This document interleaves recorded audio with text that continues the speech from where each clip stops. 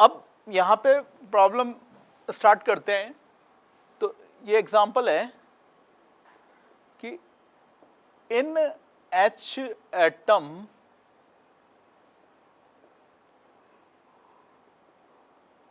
Determine energy of electron in first 5 Bohr's orbit। तो important example है, इस रूप में इंपॉर्टेंट नहीं है कि ये क्वेश्चन आएगा, इस रूप में इंपॉर्टेंट है कि इसके डेटास का हम आगे बहुत सारी जगह पे यूज करने वाले हैं। तो क्या स्ट्रेटजी है कि ये फॉर्मूला लगाना है, क्या स्ट्रेटजी है अदर यूनिट सिस्टम, ये तो अटैच यूनिट वाला फॉर्मूला, इसमें तो आपको लिबर्टी तो है ही नहीं यूनिट सिस्टम की। तो सॉल्यूशन में हम क्या कर रहे हैं, Z is equal to 1 put कर रहे हैं। अब हमने क्या करते जाना है, 1 to 5 तक के लिए रेस्पेक्टिवली E1 में 1 पुट करेंगे, E2 में 2 स्क्वायर हो जाएगा, वो एक अलग बात है, 3 तो 3 स्क्वायर, 4 तो E4 में 4 स्क्वायर, E5 में 5 स्क्वायर, और एक के बाद एक ये इंपॉर्टेंट वैल्यूज आती जाएंगी जिन्हें TBR भी करना है, यानी टू बी रिमेंबर, ताकि आने वाले क्वेश्चंस में फिर वो डायरेक्टली आप यूज कर सकें। तो E1 आता है -13.6 इलेक्ट्रॉन वोल्ट, E2 आता है -3.4 इलेक्ट्रॉन वोल्ट, E3 आता है -1.51 इलेक्ट्रॉन वोल्ट, E4 आता है -0.85 इलेक्ट्रॉन वोल्ट, है ना। और E5 जैसा आप जान ही रहे हैं कैसे आ रहा है, यहाँ Z1 कर रहे हैं और N की वैल्यू अपन 5 करेंगे, तो ये आ रहा है -0.54 इलेक्ट्रॉन वोल्ट। ओके, तो ये मेरा पहला एग्जांपल हुआ इस एनर्जी से रिलेटेड कॉन्सेप्ट पे। अब मेरा दूसरा एग्जांपल है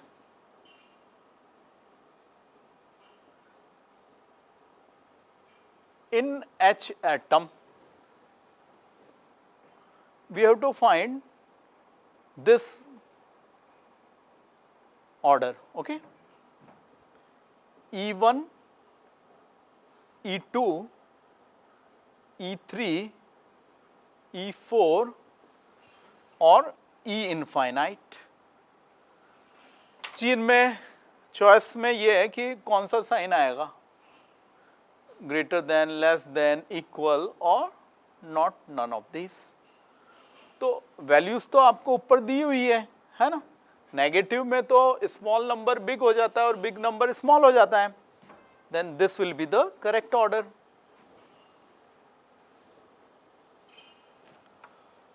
ओके, इसी क्वेश्चन में एक टर्म आ रहा है E इनफाइनाइट, तो उससे रिलेटेड एक पॉइंट मैं पूछ रहा हूं, what is the value of electrons maximum energy in H atom in Bohr's model।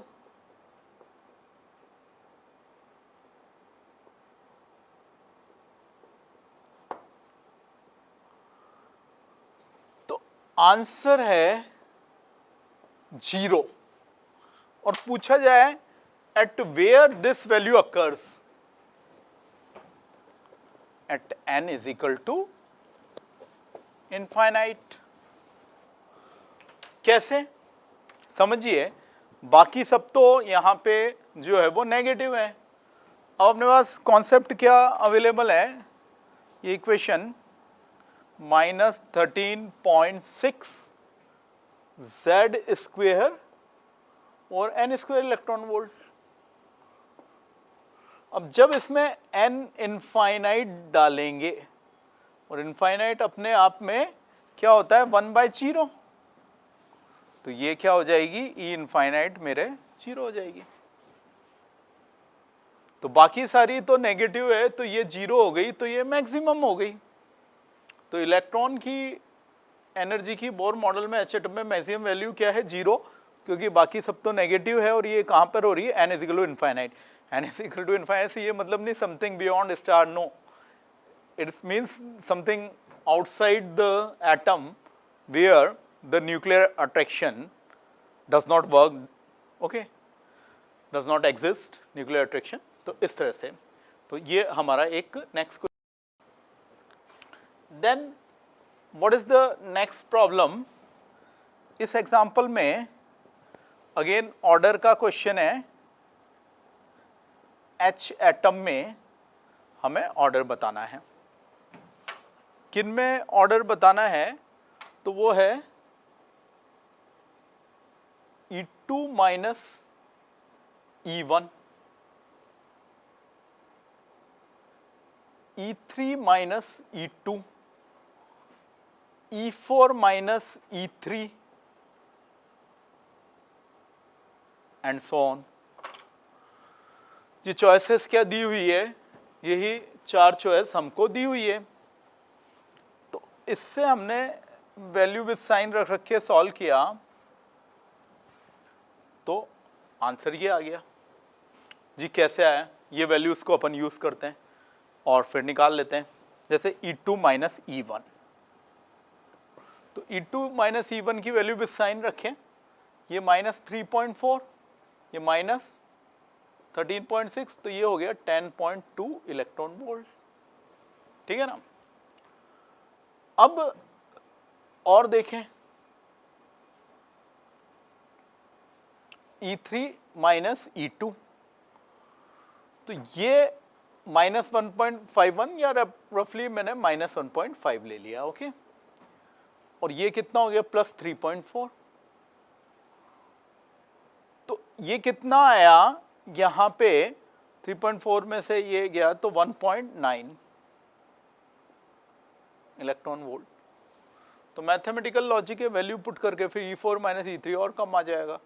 With sine value रखनी है, नेगेटिव नेगेटिव पॉजिटिव हो गया। तो ऐसे ये कम होता जा रहा है। इन वैल्यूज को हमने ध्यान रखना है। नेक्स्ट इसमें क्वेश्चन बन रहा है, वो स्टेटमेंट वाइज बन सकता है। वो स्टेटमेंट क्या है कि as we move away from the nucleus,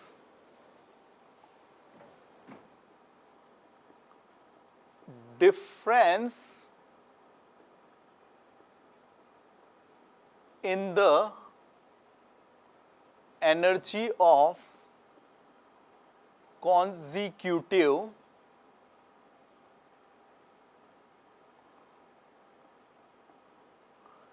energy levels,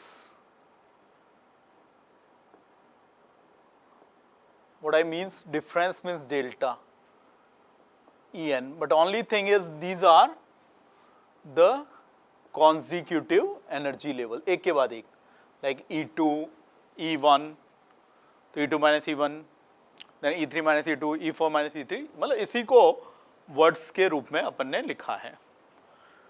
तो आंसर क्या आया? Level decreases, fill in the blank, okay. ये क्या हो रहा है? डाउन हो रहा है, ये घटता जा रहा है ऐसे। फिर देखिए नेक्स्ट इस पे बेस्ड क्वेश्चन क्या बनेगा कि बोर्स मॉडल में, है ना, ये भी बोर्स मॉडल से रिलेटेड है। बोर्स मॉडल लिखा होगा कि बोर्स मॉडल में जैसे जैसे ऑर्बिट नंबर n बढ़ता जा रहा है, तो पूछा गया है कि r का क्या होगा।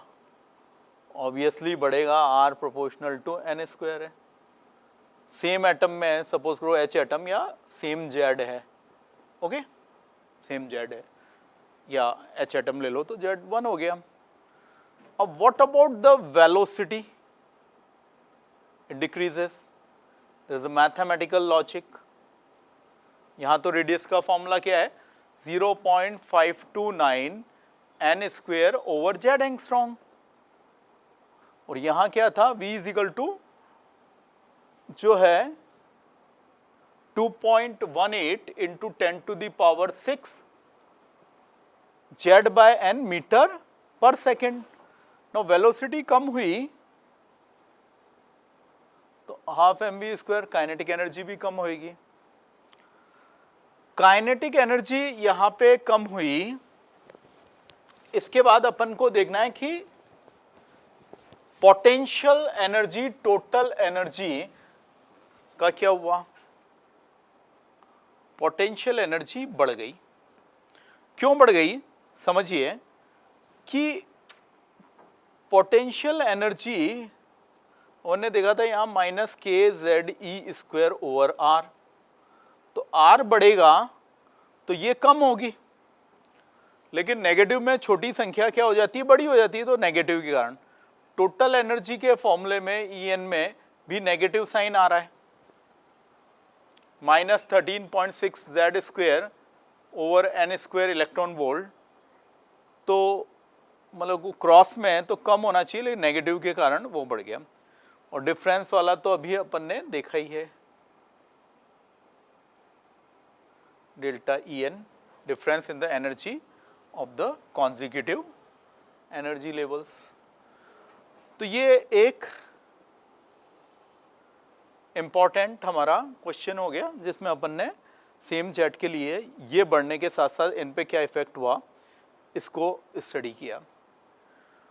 यहां पे नेक्स्ट एग्जांपल है कि what is the importance of negative sign in expression of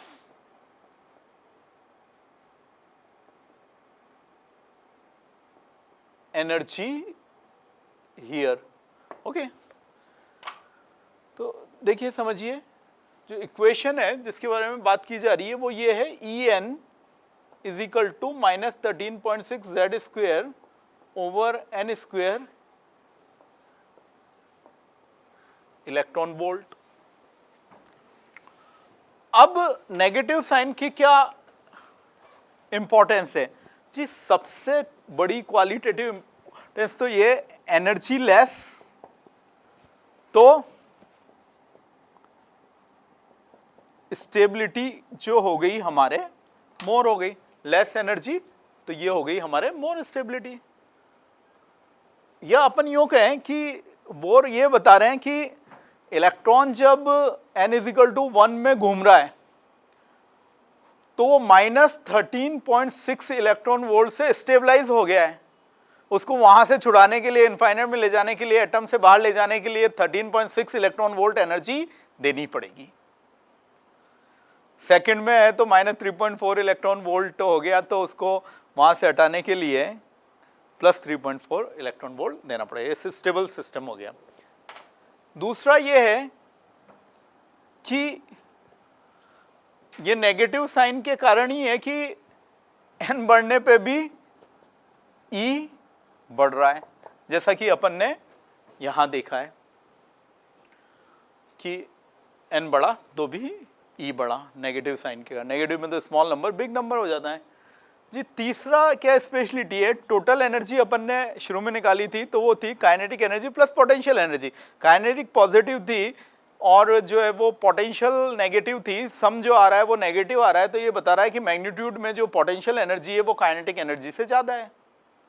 तभी तो ओवरऑल पोटेंशियल एनर्जी मैग्नीट्यूड में ज़्यादा है नेगेटिव वाली, तभी तो दोनों का सम क्या आ रहा है, नेगेटिव। तो ये तीसरा इसका यहाँ पे इम्पोर्टेंस हो गया। तो यहाँ हम बोर्स मॉडल में इलेक्ट्रॉन के लिए like time period of revolution निकालने जा रहे हैं जी। टाइम पीरियड ऑफ रिवॉल्यूशन से मतलब क्या है कि किसी सर्कुलर बोर ऑर्बिट का 1 कंप्लीट रिवॉल्यूशन करने में उसे कितना टाइम लगा। तो ये हमारे हो गया डिस्टेंस सरकमफ्रेंस के बराबर ओवर वेलोसिटी। जी दोनों SI में आप लगा लीजिए। तो ये क्या था 0.529 n स्क्वायर ओवर जेड और एंगस्ट्रॉन्ग था, तो मीटर में बदल देते हैं, है ना, 10⁻⁻10। और इसका क्या फॉर्मूला था 2.18 into 10⁻6 Z over n metre पर सेकेंड। ओके, ये मीटर था। तो सॉल्व किया, सॉल्व करने पे ये आ जाता है अप्रोक्सीमेटली 1.51 इंटू 10⁻16